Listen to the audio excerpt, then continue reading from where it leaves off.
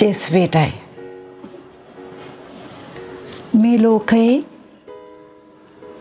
මේ ඕන තරම් මේ බඩු බාහිර ආදිය එක්කලා මේ අපේ ගෙදර ලයිට් එක අයන් එක වොෂින් මැෂින් එක නැත්තම් ගෑස් කුකර් එක මේ ඔක්කොගෙම මේ කරන්ට් දුවනවනේ මේ මුළු ලංකාවම එළිය කරන්න රැට කරන්ට් එක වැඩ මේ පහුගිය කාලේ ඔක්කොටම කරන්ට් නැති වෙලා ඔක්කොම අල්ලා අඳුරේ ඉඳලා ඔක්කොම අල්ලා බැන හිටියා. ඒ මොනවා වෙතත් මං ඔබෙන් අහන්නේ ලෝකේ තියෙන ලොකුම කරන්ට් එක කොහෙද තියෙන්නේ? මෙනෙහි කරොත් තමයි අහුවෙන්නේ. මේ ශරීරයේ කරන්ට් එක කොච්චර ප්‍රබලද? උදාහරණයක් ගමුකෝ.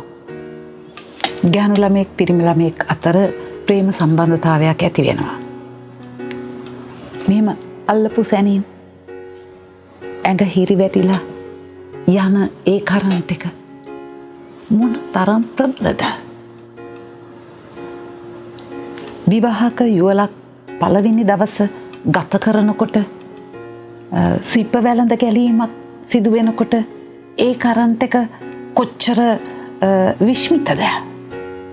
එවැනි කරන්ට් එකක් මේ පොඩි දේවල් එක්කලා කරන්ට් හදාගන්න පුළුවනි. හැබැයි ඒ විශ්මිත කරන්ට් එක තියෙන්නේ මේ ඇඟේමයි. ඉතින් මං ඔබත් එක්ක කියන්නේ වෛද්‍යවරු වුණත් ඒ කරන්ට් එක රෝගී තත්වය අපේ සිංහල වෙදකමේ රෝගී තත්වය හොයන්නේ.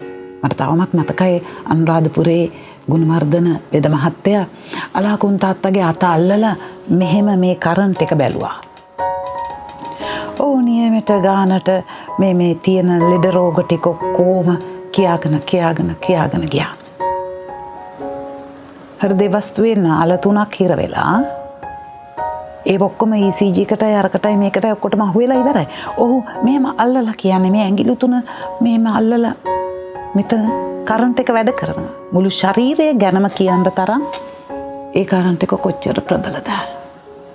ඉතින් භාග්‍යවන්ත අම්මා අමතක කරන්න බෑ මෙතනදී.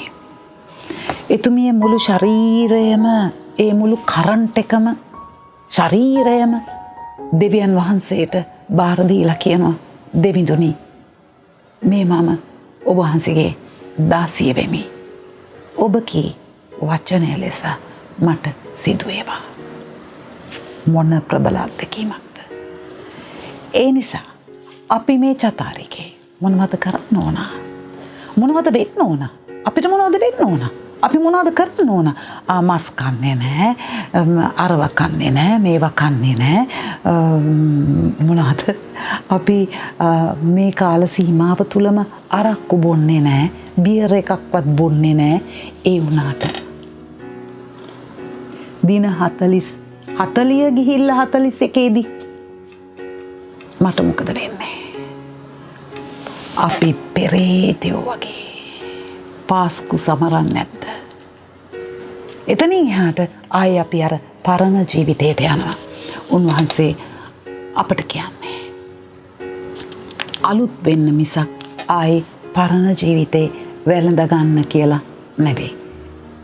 මේ මොහොතේදී මේ කරන්ට් එක, ශරීරය නැමැති කරන්ට් එක භාග්‍යවන්ත අම්මා බාර දුන්න වගේ දිව්‍යානන් වහන්සේට ඒකජාතක පුත්‍රයන්න් වහන්සේ මේ මුළු සර්වාංගයේ තියෙන මුළු කරන්ට් එකම අබ්බා පියාණනේ කියා බාර දුන්නේ අපි වෙනුවෙන්. අපිට හැකිද අනිත් අය වෙනුවෙන් පූජා වෙලා මේ කරන්ට් එක උන්වහන්සේට බාර දෙන්න? මෙනෙහි කර හැරෙමු.